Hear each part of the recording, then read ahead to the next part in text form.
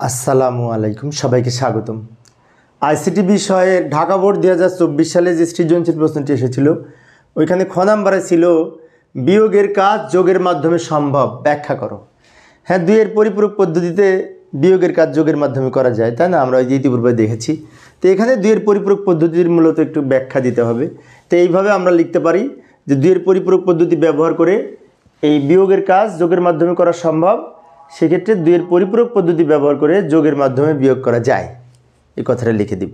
এটাই মেন কথা। কিন্তু এরপরে আমরা আরও এই দুইয়ের পরিপূরক পদ্ধতি কী এবং কিভাবে করা যায় সেই বিষয়ে একটু ব্যাখ্যা দিব। যেহেতু 2 মার্কস, সেজন্য একটু তো লিখতে হবে বেশি করে, তাই না? তো মূলত মেন কথা হচ্ছে এইটাই, দুইয়ের পরিপূরক পদ্ধতি ব্যবহার করে যোগের কাজ বিয়োগের মাধ্যমে করা যায়। আরও যদি লিখতে চাই এভাবে লিখতে পারি, কোনো সংখ্যার একের পরিপূরক বাইনারি মানের সাথে 1 যোগ করলে দুইয়ের পরিপূরক মান পাওয়া যায়।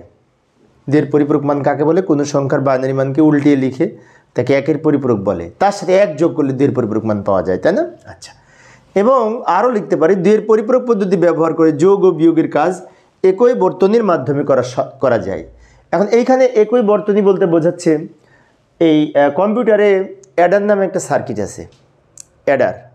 তো এই অ্যাডারের মাধ্যমে কম্পিউটার যোগের কাজও করে, আবার পরিপূরক পদ্ধতিতে বিয়োগের কাজও যোগের মাধ্যমে করে, অ্যাডারের মাধ্যমে। সেজন্য বলা হচ্ছে এই বর্তনী বলতে সার্কিট বোঝায়।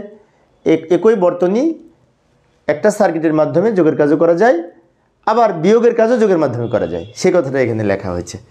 এবং আরও লিখতে পারি দুটি সংখ্যার বিয়োগের ক্ষেত্রে ঋণাত্মক সংখ্যার বাইনারি মান নির্ণয় করতে হয়, আর ঋণাত্মক সংখ্যার বাইনারি মান নির্ণয় করতে হলে ওই সংখ্যাকে দুইয়ের পরিপূরক করতে হবে এবং পরবর্তী সংখ্যাদ্বয়ের বাইনারি সংখ্যার সাথে যোগ করে এই যোগের মাধ্যমে বিয়োগ করা যায়। এখানে বলতে চাচ্ছে যে দুটি সংখ্যার বিয়োগের ক্ষেত্রে একটা ঋণাত্মক সংখ্যা হবে, সেক্ষেত্রে ঋণাত্মক সংখ্যা যেটি হবে সেটাকে বাইনারি মান করার জন্য দুইয়ের পরিপূরক করে বের করতে হবে।